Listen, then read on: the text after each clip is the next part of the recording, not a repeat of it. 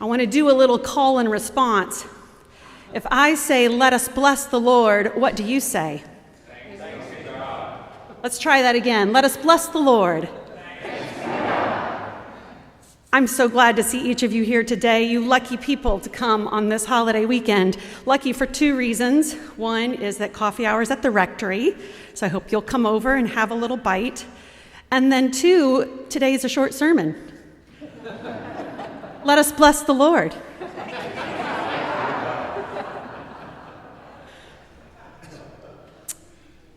In our scripture today, Jesus says to the healed leper, "Your faith has made you well."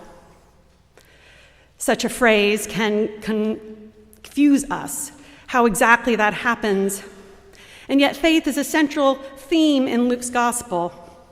We see here in Paul's second letter to Timothy these words, "If we have died with him, we will also live with him. If we endure, we will also reign with him. If we deny him, he will also deny us.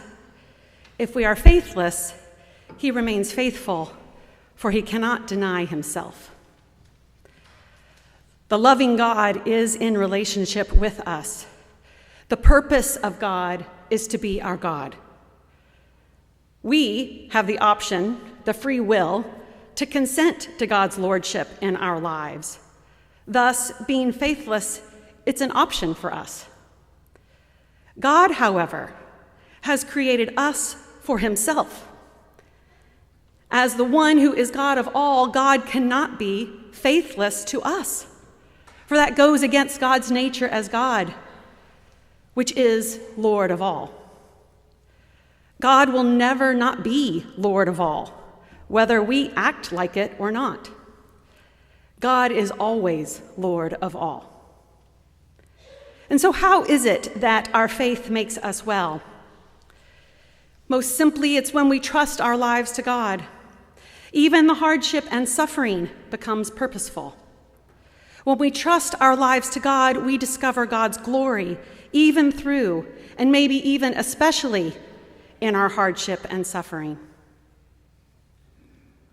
I want to tell a story about the story of George Mcphee, a real person. His story takes place in Haiti, where he was born and lived his whole life. This story that I'm to tell you is already about 30 years old.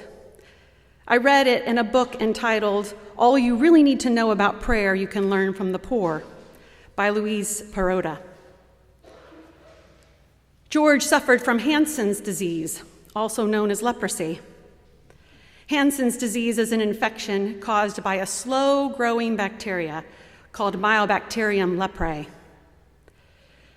He was in his early 20s, living with his sister and her family, enjoying life as a farmer, planting small crops and tending to pigs and chickens, at the time he noticed a lesion on his face. As he told it, many people thought that they had leprosy, only to find out that they didn't, so he really wasn't worried about the lesion on his face. However, when he finally did get it looked at, he learned that he did indeed have leprosy. The only solution at the time, which would have been somewhere around the 40s, was to isolate infected people from the rest of the population. That had been the solution all these thousands of years. And so George went to live at a special Hansen's home, that's what it was called, for people who had Hansen's disease. George talks about having a sense of God even as a little kid, but the journey with the disease turned that sense into a greater and greater relationship. That doesn't mean it was always easy. The Lord helped him come to grips with his disease. He said, "The Lord rubbed me down little by little and helped me accept it." One especially challenging time was when he was going blind. He said, "It happened gradually, and I want to tell you, at that time I prayed day and night. I begged the Lord. I reasoned with him. I talked to him, just like two people talk, friend to friend. And yet the blindness happened." Although treatment has been discovered, it wasn't available at that time. And if Hansen's disease is left untreated, The nerve damage can result in crippling of hands and feet, paralysis, and blindness. This was true in Jesus' day too, since the remedy has only been discovered within the last 100 years. And fortunately, just so you have a scientific update, the treatment now is 2 to 3 different antibiotics taken on a schedule of over 1 to 2 years, and people who are diagnosed early can continue in their lives even as they're under treatment. But back to George. When the Hansons' house closed, because indeed treatment had been discovered and people were not coming to live there any longer, George found himself without a home. He'd lived there for almost 30 years. He had no family farm to return to. He felt lost and disconcerted about where he indeed would live. He said one night he had a dream, and in this dream he was walking on open water, kind of like the sea. But there was like a railing right underneath the water that he was walking on, and he knew it was there. The thought occurred to him in this dream, what if I slip? And in the dream at that moment, he did slip. And then he heard a voice say to him, look up.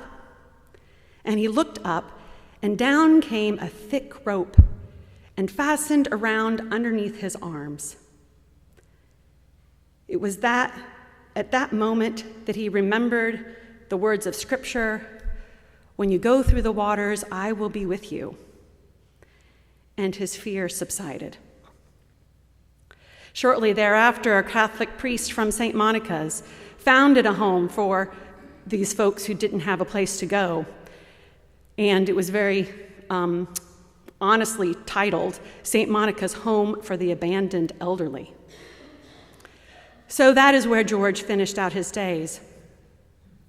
He had all the negative effects of Hansen's disease, and although he was cured of it, the disease had already ravaged his nervous system. The nerve damage had not only caused his blindness, but his eyelids were half shut over his opaque eyes. His nose had deteriorated and partly sunken in. George spoke, though, of his purpose, which was to give good encouragement. And in his acceptance, he has found that the Lord is faithful to him in the lordship of his life. He said, I love the Lord, and I love the Lord to have his way with me. Why should I fret and cry and feel sorry for myself? I just accept it and make the best of it. He went on, you can use every situation for the honor and glory of God. I ask him to make me his good instrument, and I find that although I am so afflicted, I can still help others. This can be perplexing to us. We who use our wealth to eliminate hardship and suffering without even realizing that we're doing it, we can feel like hardship and suffering can be avoided. God knows best, George said.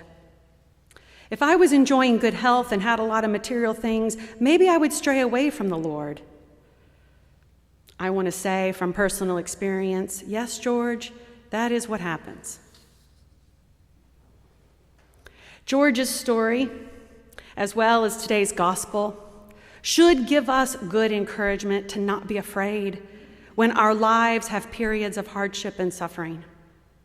For it is through them that we discover who God is, his faithfulness to us. The one leper who returned to give thanks to Jesus discovered through his healing from leprosy who Jesus was. He recognized Jesus as the Lord. He came and prostrated him before Jesus. This Samaritan, a foreigner, recognized him. And giving thanks, he demonstrated his awareness of the glory of God in his life. He discovered the lordship of Jesus. Will we, like that one, allow our hardship and suffering to draw us closer to God's goodness? Will we become companions to those who suffer in the world so that we might discover God's glory as they do? I picked up the little book, All You Really Need to Know About Prayer You Can Learn from the Poor. I picked up this little book on a free table. Being in prayer is something that has no boundary, and I find the more that I pray, the more that I want to pray. I'm not around the poor much, and so I decided to pick up this book on the free table so that I might hear their stories to expand my experience of God. So imagine my surprise, since I picked this book up maybe 4 or 5 years ago, to come across a poem that I'd actually first encountered on the internet back when it was relatively new. Remembering where I was when I read this poem puts it somewhere around 2003, 2004, 2005 that it came through on my inbox. It had a picture of a little puppy drinking from the saucer where a cup sat. The puppy was lapping from the saucer. And this is the poem. It's by George Mcphee. It's called Drinking from a Saucer. As the author of this book writes, this poem expresses not only George's cheerful acceptance of difficulties, but also his deep gratefulness of the loving God who, quote, knows best, end quote.